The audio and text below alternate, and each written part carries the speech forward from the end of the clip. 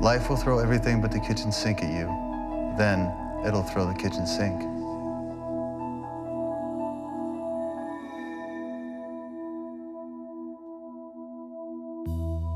What have you been through to end up here at 36 years old, depleted, in pain?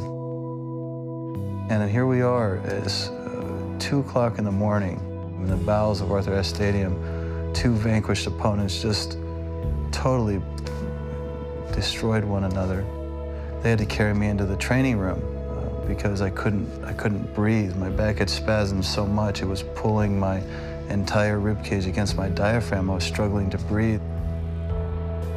Other trainers bring in Baghdadis into the locker room, and he's cramping, he can't walk. They would stretch his hamstring because his hamstring was cramping. And as a result of stretching your hamstring, he slowly started contorting into like a fetal position as every muscle in his body started to cramp. And we were both kind of screaming in pain, waiting for the doctor to come in, and asked everybody to leave because there's nothing they could do for us. And the first thing you check is to make sure that your opponent doesn't notice what you're feeling.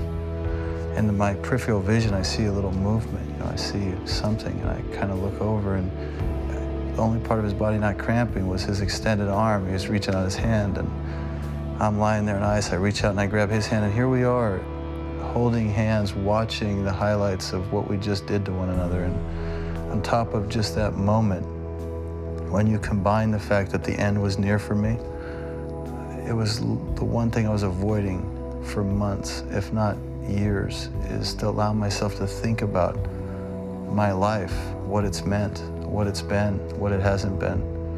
And at this particular moment, holding hands with him, my mind went to a place I've tried to keep it for so long, which was, what have you been through?